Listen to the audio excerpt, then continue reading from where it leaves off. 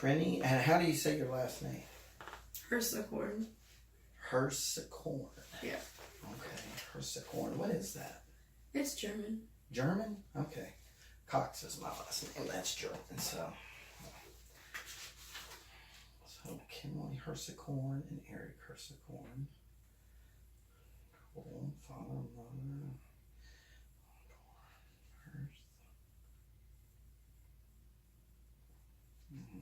So I got a chance to talk just a little bit with you when we first got here and stuff. And it looked like you were kind of nervous when you first got here. And Just a tad. Just a tad bit. That's all right. I mean, it's a new adventure, you know.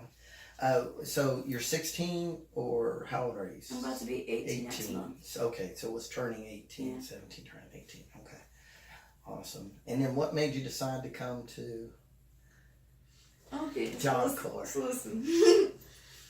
So, from November 25th, I kind of got kicked out of my house in a sense. Right.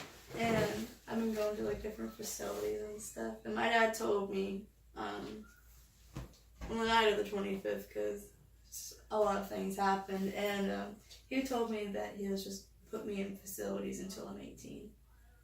And he was in facilities and stuff, but he was in a pretty messed up place where his mom put him. I don't know if you heard of Straight before.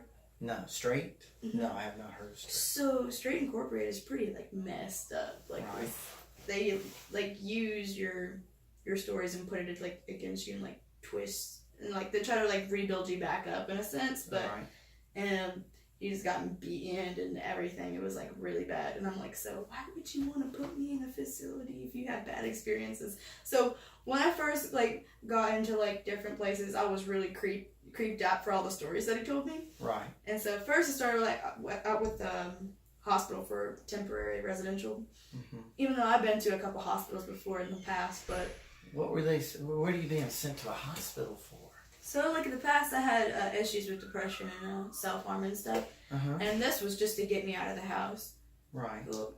Last time, and then when I was there for like, I would say probably like at least a week, maybe a day over a week, and then they put me into by Wolf County in Buckhorn. Mm-hmm.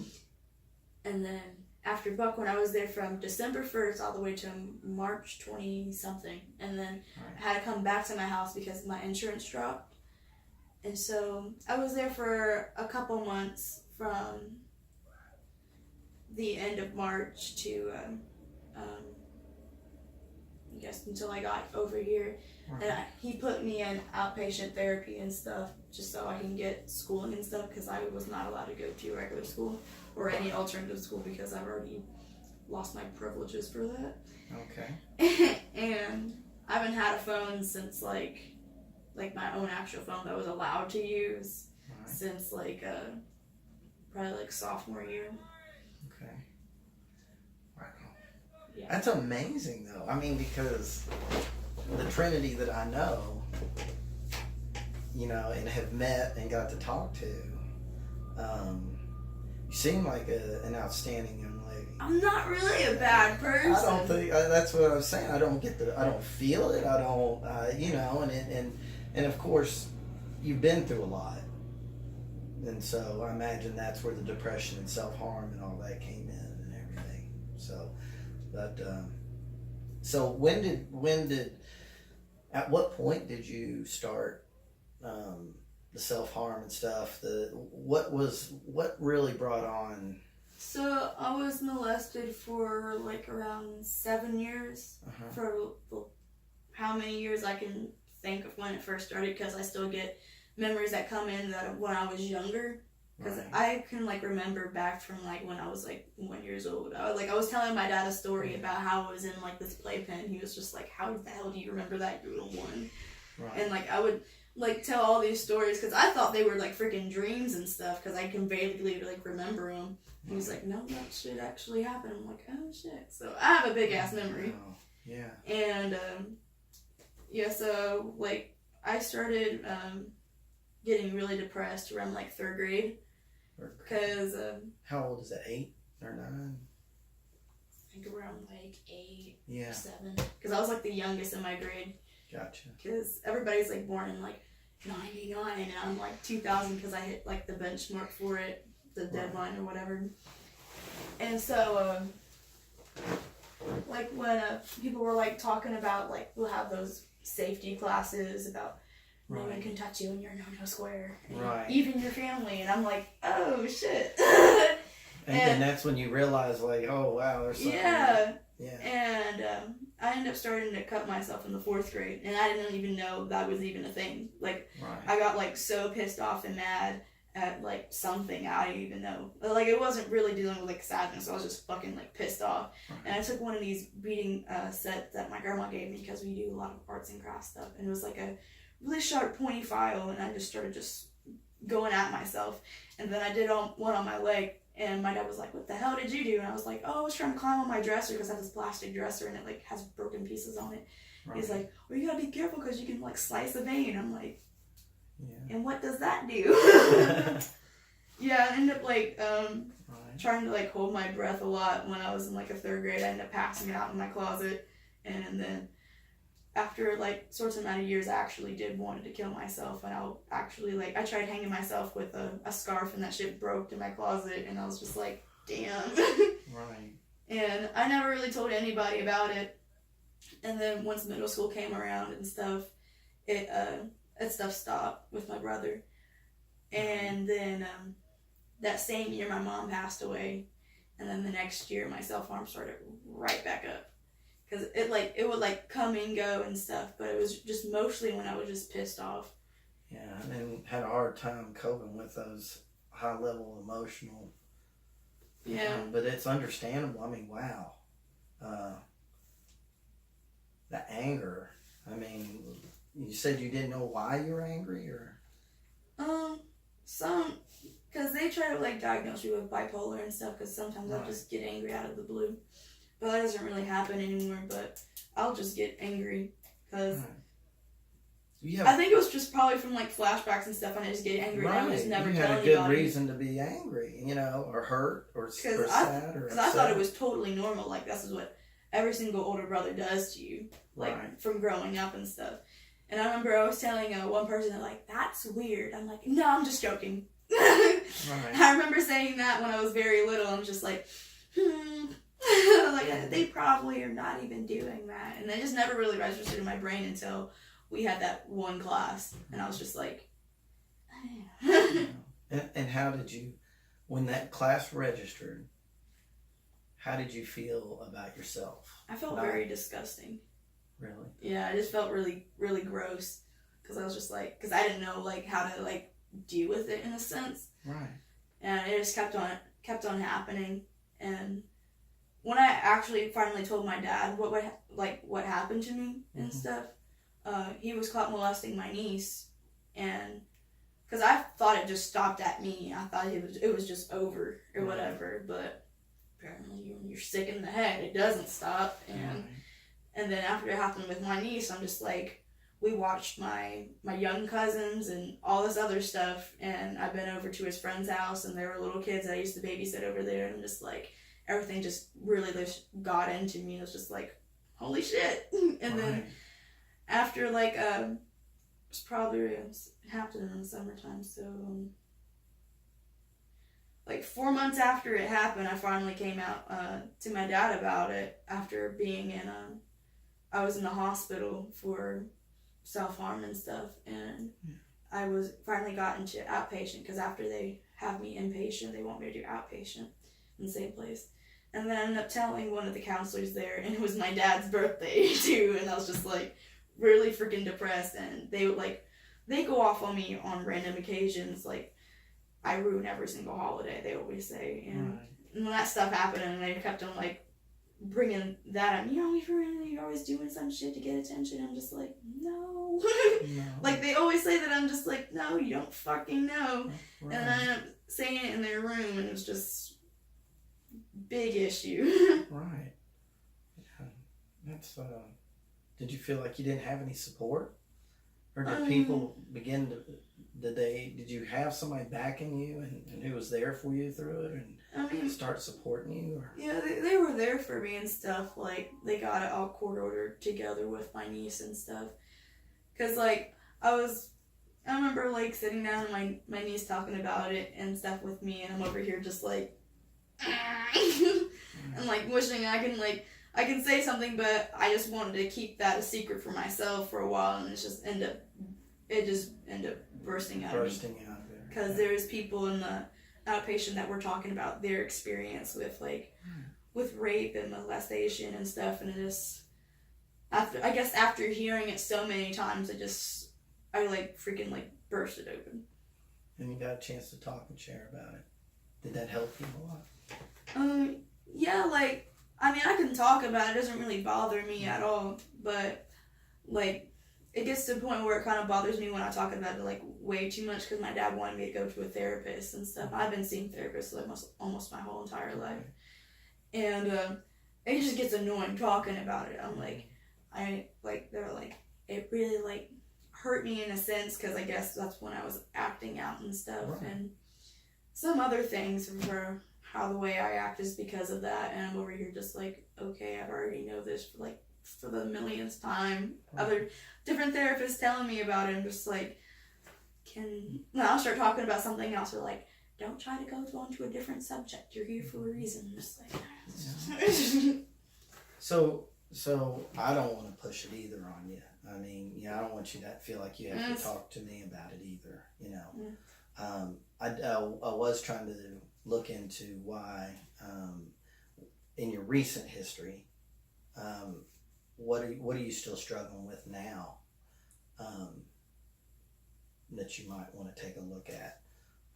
What is there anything that you would like to work on, or any goals you might have while you're here at Job Corps, that you would want to maybe address or look into, or maybe we can go through, or anything possibly that may help you continue? Because you outside of the acting out, and that can be subjective, and your parents feel like it's acting out, and you may not. You just might be trying to, it might be normal growing, coming of age situations where you're just fun with my friends. Right, yeah. So it might just be normal stuff for a teenager at your age, growing and trying to find independence and all that, but yet, a little bit of the past. And so what, in coming to Job Corps, because we not only offer you skills and trade and stuff like that, and education, but we also want to try to prepare you mentally and spiritually and emotionally as well to be a success when you walk out of here. And that's what we're here for.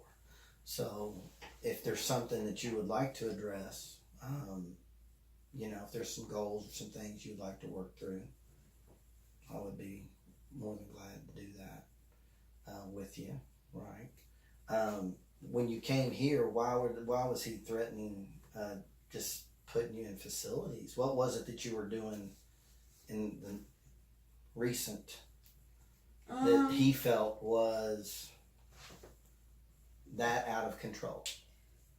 So I just kept on getting other phones from different people, and I started talking to people that my dad didn't want me to talk to, like my old friends and stuff. And I'm not allowed to talk to my grandma because of her restraining order, because my brother was over at her house staying over there.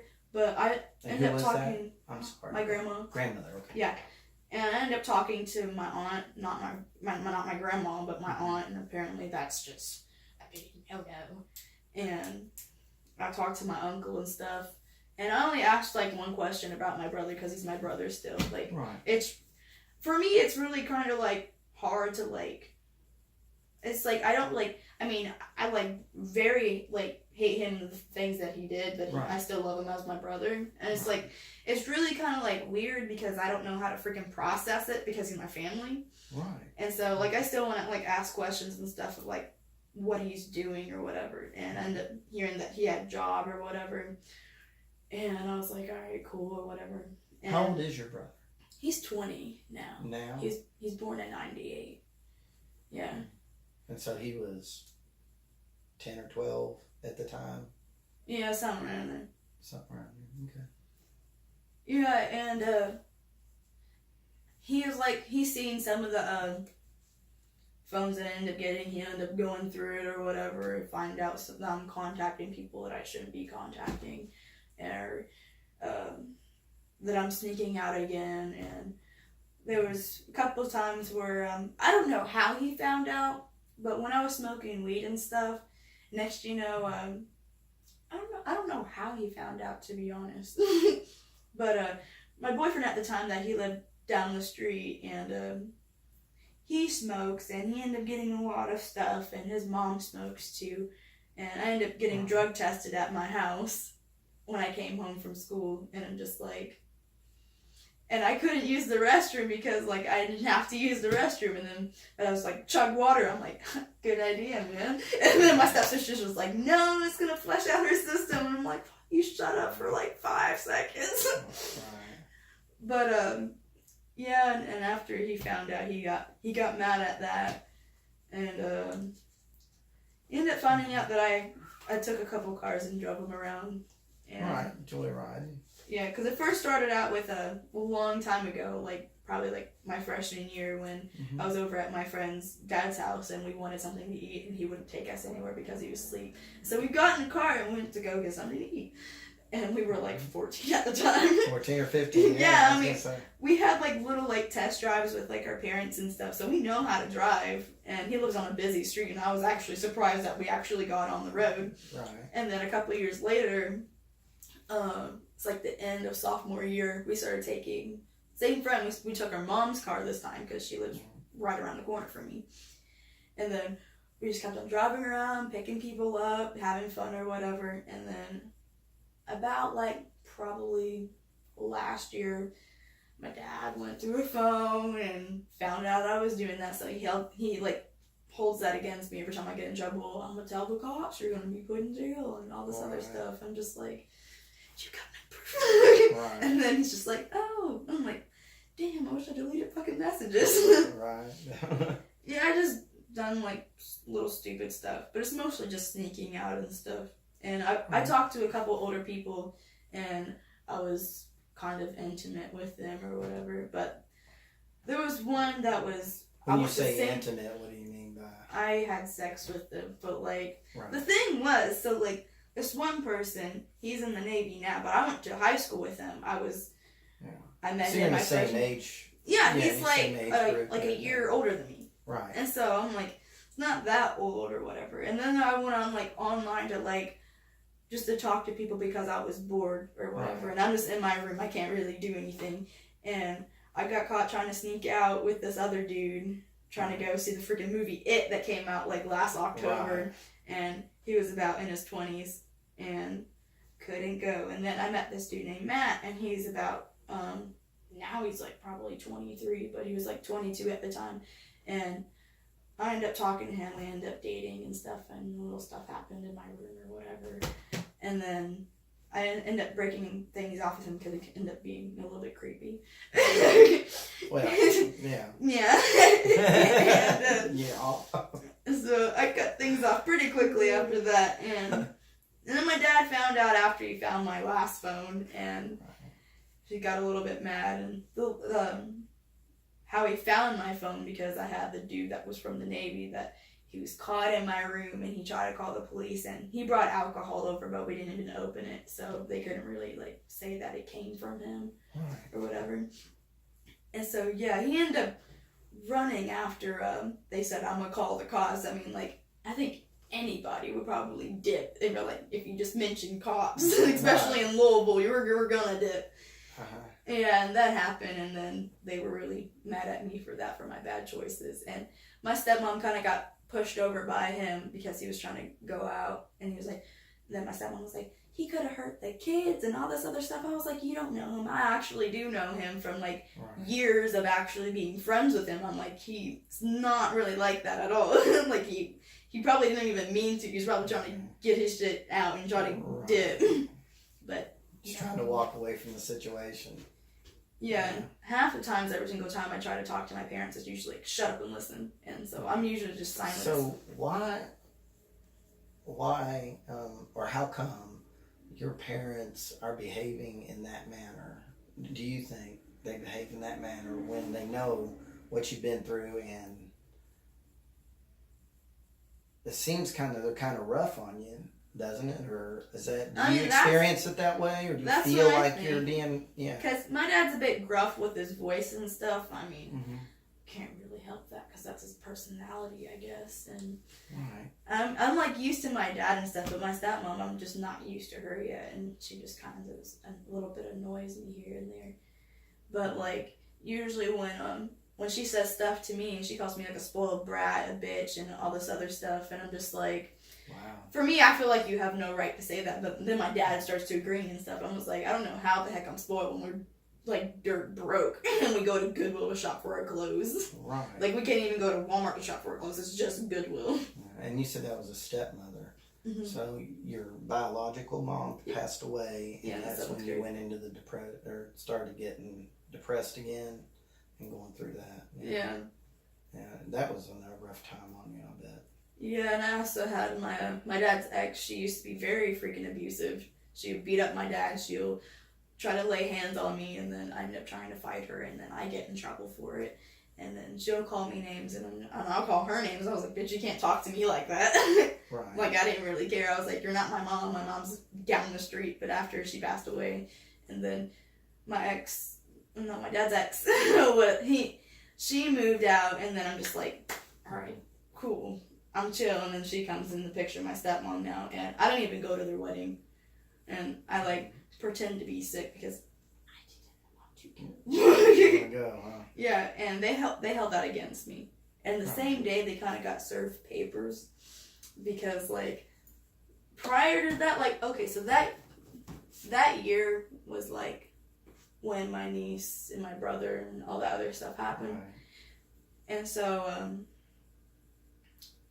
is Child Protective Services involved? Yeah.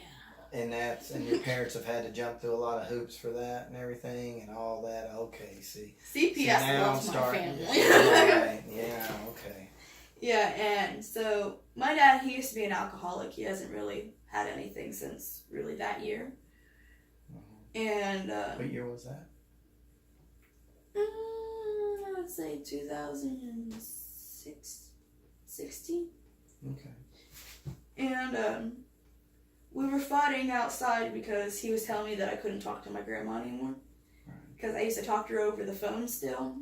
Because she was my freaking grandma. Because I used to go over to her place like every other weekend. Right. And I was just very close with her.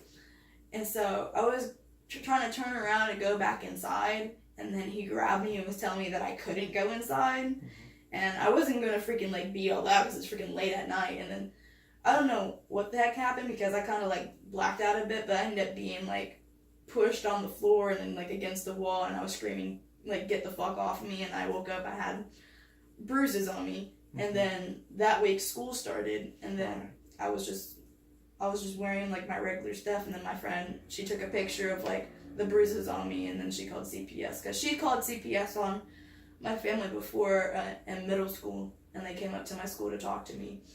And so, yeah, and at that point, I didn't like my dad.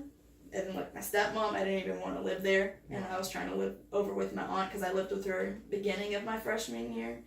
When I kind of switched over to schools, it was almost like in the winter time, in a sense, when I first started my other school. And I was there until like the summertime, until almost the next school year happened, and I moved back in with my dad.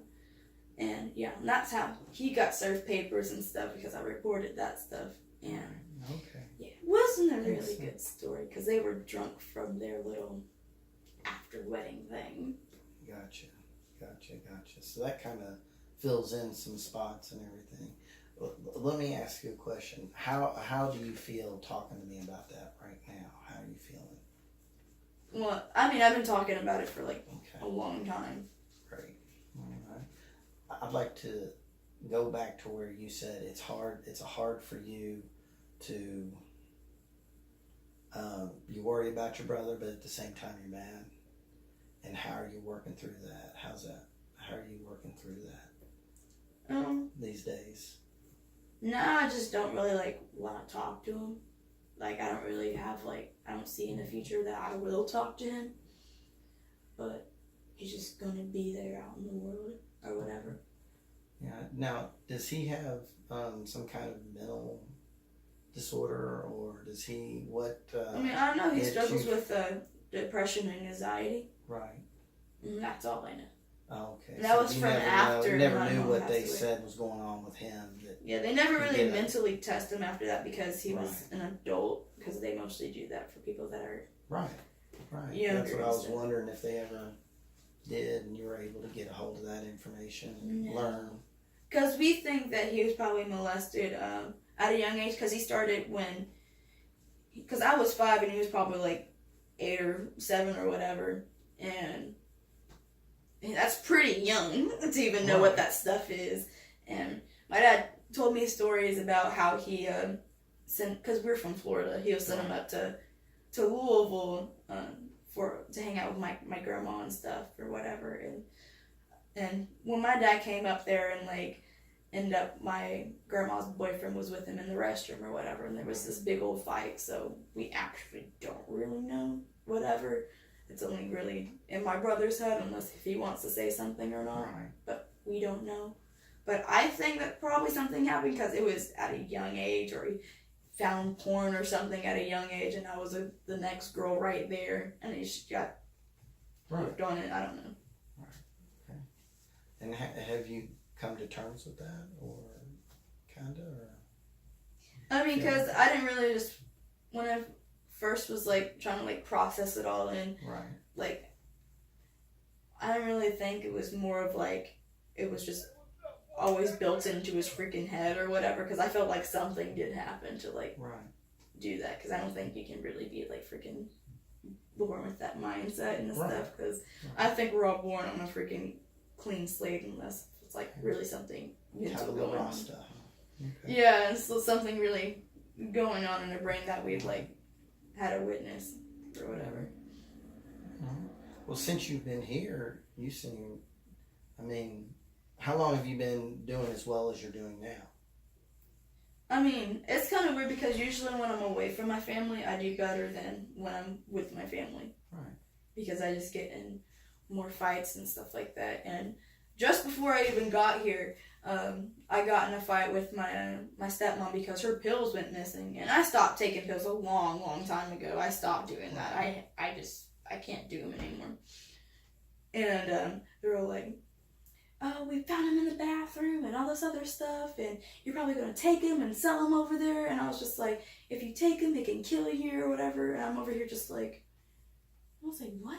Because I remember one day they were going through my stuff, and I was just like, what are you doing? We're trying to find something or whatever. And they were really pissed off at me. And I was just like, well, can I help you look for something? Or no, you stay there. And I'm just like, okay. And then my dad tears up the bathroom or whatever, and there's nothing in the bathroom. But the next day, I hear her fumbling with something and goes straight to the bathroom, and she's just like, I found these in the bathroom. I'm like, sure you did, because he just tore up the freaking bathroom yesterday and nothing was in there. Now there's something in there. Right. I was just like, really freaking fishy, huh? So it doesn't surprise me that if you got away from that kind of family dynamic, that you would do better. Because it relieves your stress. Yeah, because usually when I'm out, I'm totally fine. In the last residential that I have, they were completely messed up in a sense, and I got into so many different holds and stuff. I ended up having to go to the hospital because I almost broke my hand for punching a wall. They were seriously messed up over there in Buckhorn. We ended up having CPS over there. And because usually people from the state always came over there every single month or whatever, and they're always here trying to ice it up and stuff, and I don't know, it was really freaking weird, because they try to it was this thing going on or whatever, and I'm trying to move out of the way, and they freaking just tackle me, and this dude's just on top of me, and I completely black out because this dude's on top of me. Wow. And he's about probably over 6 foot, so I beat the fucking shit out of him. I don't remember beating him up, and so when they put me into this quiet room, there's nothing but a chair. And then I saw what I did, and they're like, you're lucky he's not pressing charges, and I was going to go to Breathitt Detention Center. And I was just like, don't be on top of me. Yeah, right. I didn't even do anything. Right. Well, it's your story's very interesting, and the interesting part to me is that you have managed to come out the other side, and you're doing really well. I mean, considering all that you've gone through, the family dynamics and everything, and and I think I'd mentioned that to you before. I was just like, wow, that's a testament to your resilience and your ability to move through it. That's hard for a lot of people, and so and then what would you say your periodically you have problems with your anger? Would that be safe to say, or it just? I mean, I don't anymore, but I used to. Yeah, and then being under that stressful environment and accusations and all that other stuff, and then trying to deal with everything, and so it seemed to me it would be normal behavior under those conditions. And so, while you're trying to work through it all, trying to get to where you are, what did your other therapist say to you? They usually took more of my parents' side half the time because they would always come in and talk first, and then they'll try to twist up the story and was like, no, that didn't even really happen. Because I don't know why, but I don't think my stepmom really likes me. Right. I don't know why, but usually when stuff happens, she just calls me names or just twists something around. I was like, because she even told me herself she doesn't want me living under the roof, like multiple times. And I'm like, all right, cool. You can just pack up my things. I can just go hit the fucking road. Like, I have a friend down the street, and her mom fucking loves me, and she told me that I could live there. And because she's the one that keeps on calling CPS and stuff, and she was like, you already have a place to stay. And I was like, just pack up my shit. But they were like, the same night in November when the cops were over, they were like, they even asked them if they could kick me out on the streets right then and there. They're like, no, she's a minor. I was just like, I mean, goddamn. I mean, I kind of got hurt by that because it's my family. I was just like, goddamn. I mean, okay. Right. Yeah. And that they just want to kick you out of the house. I mean, of course you're supposed to. How long ago was that? It was just last November. Last November. Yeah, over dealing with, like, I guess I don't know why I just put a cherry on top of it, I guess. It was just like a guy. I mean, I know plenty of freaking teenagers that get caught having sex in their room, and it doesn't go out that far. Right. And it was just only like a little fucking thing. And like, I don't go gangbanging, start taking guns and shooting fucking people. I didn't really, did like major things that were like really bad other than just taking a car and driving around. But right. And that's why, at your age, teenagers begin to explore things and do all kinds of